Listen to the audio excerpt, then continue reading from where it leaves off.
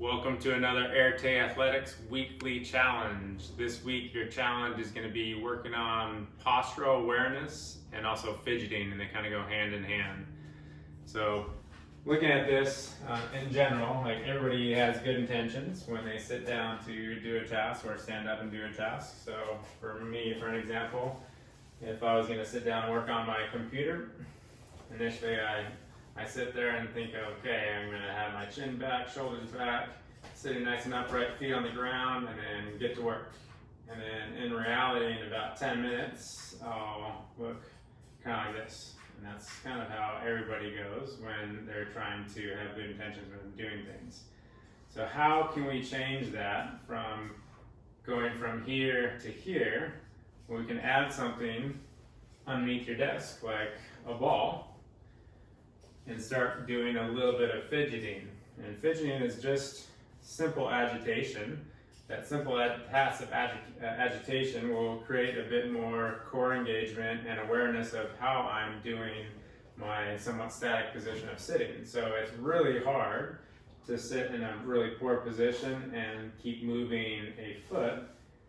It creates a better sense of awareness if I'm moving my foot and then doing my task, because it holds me into a better position. Same thing happens when I'm standing. So oftentimes from Zoom, since I'm in this room, 10 hours a day plus, I'll have a ball underneath me, and no one can usually see that when I'm working with clients. And that's the beauty of people that are at work right now, or if you're using Zoom a lot, you're not in the same work environment you once were before, where everybody has to be in their perfectly aligned chairs and getting to work. You can be really free with how you work and move throughout the day now. So oftentimes I'll be doing this when I'm working with clients. I'll be doing fidgeting, going back and forth with a ball, soccer ball, lacrosse ball, you name it. And what that's doing is it's working a little bit of balance at the same time. But the nice thing for me is it doesn't allow me just to stay static. So even if in a working station, I'll oftentimes program when I'm standing up at my standing station.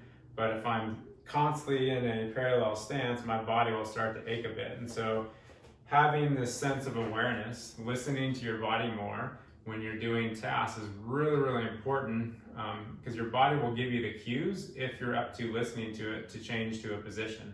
And so just going from a static stance of parallel, which is what we're all used to then shifting to a split stance or a wide stance. You can be really creative as you're going through these. And then when you're using something for agitation, that creates more of a hip dominance on one side. So it's working on balance just a little bit as I shift back and forth. The nice thing about that too is you can then take your programming. So like for me, when I'm working on my laptop, I won't always just stay in the standing station or seated station. I'll be able to take this to the floor and work on some other motion work. So oftentimes I'll go down to like a 99 position and do a lot of my work from there.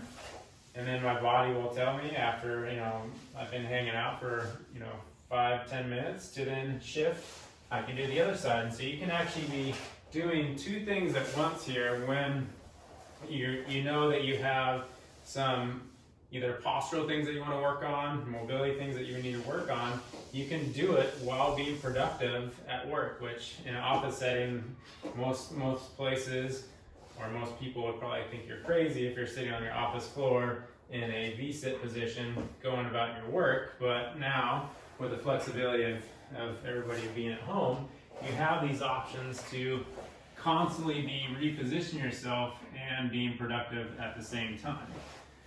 And so, in a way, you look at the kid in class that never sat in his chair that the teacher was always annoyed with. Well, maybe we should learn from that.